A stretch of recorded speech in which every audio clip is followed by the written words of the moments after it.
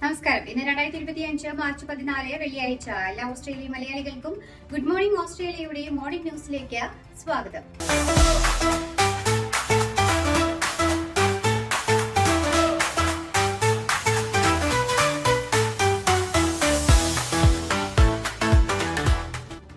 Western Sydney airport rail ഇടനാഴിക്കായി $1 billion വാഗ്ദാനം ചെയ്ത പ്രധാനമന്ത്രി ആന്റണി ആൽബനീസ് പടിഞ്ഞാറൻ സിഡ്നി വിമാനത്താവളത്തെ തെക്കു പടിഞ്ഞാറൻ സിഡ്നിയുമായി ബന്ധിപ്പിക്കുന്ന ഭാവിയിലെ റെയിൽ പാതയ്ക്കായി ഭൂമി റിസർവ് ചെയ്യുന്നതിനായാണ് ഫെഡറൽ സർക്കാർ സഹായം. പദ്ധതി യാഥാർത്ഥ്യമാകുന്നതോടെ സിഡ്നിയുടെ തെക്കു പടിഞ്ഞാറൻ നിവാസികൾക്ക് വിമാനത്താവളത്തിലേക്ക് എളുപ്പത്തിലെത്തുവാൻ സാധിക്കും.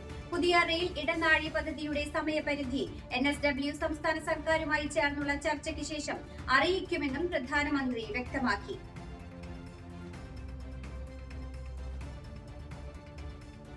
ജൂലൈ മുതൽ രാജ്യത്തെ വൈദ്യുതി ബിൽ 9% വരെ ഉയരും. ഓസ്ട്രേലിയൻ എനർജി റെഗുലേറ്റർ ഇത് സംബന്ധിച്ച കരട് തീരുമാനമായ ഡിഫോൾട്ട് മാർക്കറ്റ് ഓഫർ പുറത്തിറക്കി. ഇത് പ്രകാരം ജൂലൈ 1 മുതൽ സ്റ്റാൻഡിംഗ് റീറ്റെയിൽ പ്ലാനുകളിലെ ഉപഭോക്താക്കൾക്കുള്ള വില പരിധി നീക്കും. തൽഫലമായി NSW, തെക്കുകിഴക്കൻ ക്വീൻസ്ലാൻഡ്, സൗത്ത് ഓസ്ട്രേലിയ എന്നിവിടങ്ങളിലെ ഉപഭോക്താക്കൾക്ക് വില 2.5% മുതൽ 8.9% വരെ ഉയരുമെന്ന് പ്രതീക്ഷിക്കുന്നു.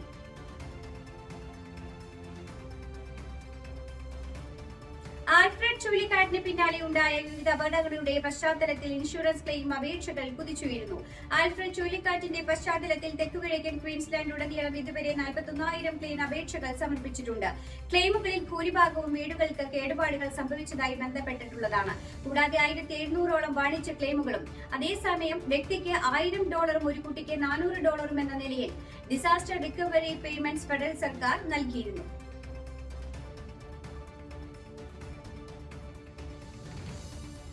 സ്കൂബ ഡൈവർമാരെ കടലിൽ ഉപേക്ഷിച്ച സംഭവത്തിൽ ഓസ്ട്രേലിയൻ മാരിടൈം സേഫ്റ്റി അതോറിറ്റി അന്വേഷണം പ്രഖ്യാപിച്ചു. പെർത്തിലെ ഡൈവിംഗ് അക്കാദമി മാർച്ച് 2 റോഡ്നെസ്റ്റ് ദ്വീപിന് സമീപം നടത്തിയ ഡൈവിംഗ് യാത്രയിലാണ് 2 സ്കൂബ ഡൈവർമാരെ കടലിൽ വിട്ടതായി ആരോപണമുയർന്നത്. ഇവർ മണിക്കൂറുകൾക്ക് ശേഷം റോഡ്നെസ്റ്റ് ഫാസ്റ്റ് ഫെറീസ് ജീവനക്കാരുടെ സഹായത്തോടെ രക്ഷപ്പെട്ടു. ഈ വീഴ്ച അംഗീകരിക്കാനാവാതെന്നും ഡൈവ് ഓപ്പറേറ്റർമാർ എല്ലാ ഡൈവർമാരും എത്തിയതിനു ശേഷമേ സ്ഥലത്ത് നിന്ന് പുറപ്പെടാൻ പാടുള്ളൂ എന്നും ഉത്തരവാദിത്തം ഓർമ്മിക്കണമെന്നും ഇത്തരം സംഭവങ്ങൾ ആവർത്തിക്കാതിരിക്കാനുള്ള ശക്തമായ നടപടികൾ ഉണ്ടാകണമെന്നുള്ള നിർദ്ദേശങ്ങൾ ഉയരുന്നുണ്ട്.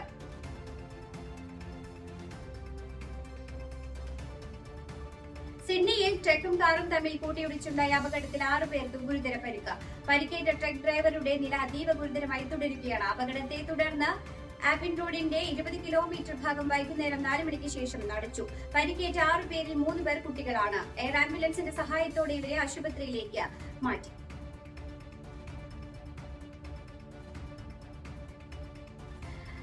അമേരിക്കൻ ഇൻഫ്ലുവൻസർ സാം ജോൺസിന്റെ ഓസ്ട്രേലിയ ചിത്രീകരിച്ച വീഡിയോയ്ക്ക് കടുത്ത വിമർശനങ്ങൾ നേരിടുന്നു. ഒരു വാംബാറ്റിന്റെ കുഞ്ഞിനെ അതിന്റെ അമ്മയിൽ നിന്ന് എടുത്ത് കാറിലേക്ക് ഓടുന്നത് ചിത്രീകരിച്ച വീഡിയോ പോസ്റ്റ് ചെയ്തതിനെ തുടർന്നാണ് വിമർശനങ്ങൾ നേരിട്ടത്. അമ്മ വാംബാറ്റിനൊപ്പം നടക്കുകയെന്ന കുഞ്ഞിനെ അവർ പിടിച്ചെടുക്കുന്നതും അമ്മ വാംബാറ്റ് ആശങ്ക പ്രകടിപ്പിക്കുന്നതും കാണാം. തുടർന്ന് അമ്മയുടെ ആശങ്ക കണ്ടതിനു ശേഷം കുഞ്ഞിനെ തിരികെ വിട്ടതുമാണ് വീഡിയോയിലുള്ളത്. പ്രധാനമന്ത്രി ഉൾപ്പെടെ നിരവധി പേരാണ് വീഡിയോയ്ക്ക് വിമർശനവുമായി എത്തിയത്. വ്യാപകമായ വിമർശനങ്ങളെ തുടർന്ന് ജോൺസ് വീഡിയോ റിമൂവ് ചെയ്യുകയും ഇൻസ്റ്റാഗ്രാം അക്കൗണ്ട് സ്വകാര്യമാക്കുകയും ചെയ്തു. This part of the program sponsored by Tharawad Restaurant, Corinda, Brisbane. കൊതിയൂറും നല്ല നാടൻ ഭക്ഷണങ്ങളും മറ്റ് ഒതന്റിക് സൗത്ത് ഇന്ത്യൻ വിഭവങ്ങളും ഒരുക്കുന്ന ബ്രിസ്ബെയിനിലെ ഏറ്റവും മികച്ച റെസ്റ്റോറന്റ് തറവാട് റെസ്റ്റോറന്റ്. ഓസ്ട്രേലിയയും ഇംഗ്ലണ്ടും തമ്മിലുള്ള 150ാം വാർഷിക ടെസ്റ്റ് ഡേ നൈറ്റ് മത്സരമായിരിക്കുമെന്ന് ക്രിക്കറ്റ് ഓസ്ട്രേലിയ അറിയിച്ചു. 2027 മാർച്ച് 11 മുതൽ 15 വരെ മെൽബൺ ക്രിക്കറ്റ് സ്റ്റേഡിയത്തിലായിരിക്കും മത്സരം. 1877 ചരിത്രത്തിലെ ആദ്യത്തെ ടെസ്റ്റ് മത്സരത്തിലാണ് ഓസ്ട്രേലിയയും ഇംഗ്ലണ്ടും പരസ്പരം ഏറ്റുമുട്ടിയത്. ആദ്യത്തെ ടെസ്റ്റ് മത്സരവും 1977 നടന്ന സെഞ്ചുറി ടെസ്റ്റും MCGയിൽ തന്നെയായിരുന്നു. രണ്ടിലും ഓസ്ട്രേലിയയാണ് വിജയിച്ചത്. മത്സരം മികച്ച ക്രിക്കറ്റ് സംഭവങ്ങളിൽ ഒന്നായിരിക്കുമെന്ന് ക്രിക്കറ്റ് ഓസ്ട്രേലിയയുടെ ചീഫ് എക്സിക്യൂട്ടീവ് ടോം ഗ്രീൻബർഗ് പറഞ്ഞു.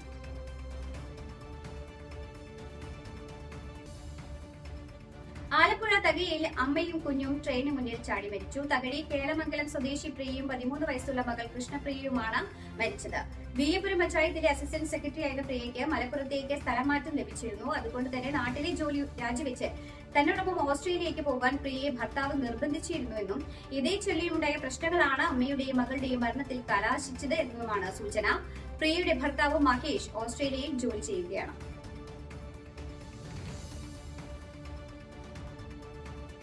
ഭാഷാതർക്കം തുടരുന്നതിനിടെ രൂപയുടെ ചിഹ്നം മാറ്റി തമിഴ്നാട്. സംസ്ഥാന ബജറ്റിന്റെ പോസ്റ്ററുകളിലാണ് രൂപയുടെ ചിഹ്നം തമിഴിൽ പ്രത്യക്ഷപ്പെട്ടിരിക്കുന്നത്. ദേവനാഗരി ലിപിയിലെ ര എന്ന അക്ഷരമാണ് തമിഴ് ലിപിയിലേക്ക് മാറ്റിയത്.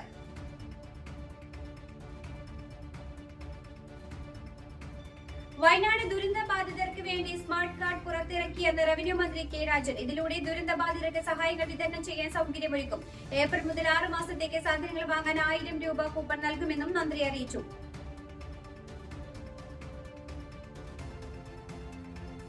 കരുവന്നൂർ സഹകരണ ബാങ്ക് തട്ടിപ്പ് കേസുമായി ബന്ധപ്പെട്ട് മുതിർന്ന CPIM നേതാവും MP-യുമായ കെ രാധാകൃഷ്ണനെ എൻഫോഴ്സ്മെന്റ് ഡയറക്ടറേറ്റിന്റെ സമൻസ്.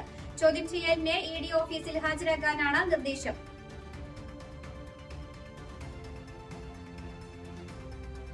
വർക്കല പുല്ലാനിക്കോടിൽ ഭാര്യ സഹോദരനെ യുവാവ് വെട്ടിക്കൊന്നു. ഗുരുതരമായി പരിക്കേറ്റ ഭാര്യ ഉഷാകുമാരി ആശുപത്രിയിൽ ചികിത്സയിലാണ്.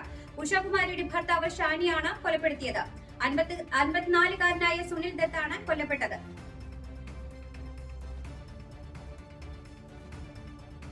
പിതാവിനെ മകൻ ചവിട്ടിക്കൊന്നു. എറണാകുളം പെരുമ്പാവൂർ ചേലമറ്റം സ്വദേശി ജോണിയാണ് കൊല്ലപ്പെട്ടത്. സംഭവത്തിൽ മകൻ മെൽജോയെ പെരുമ്പാവൂർ പോലീസ് അറസ്റ്റ് ചെയ്തു.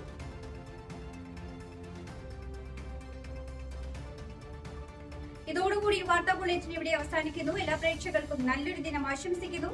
ഇനി കൂടുതൽ വാർത്തകളുമായി നാളെ കണ്ടുമുട്ടാം. എല്ലാവർക്കും നന്ദി, നമസ്കാരം.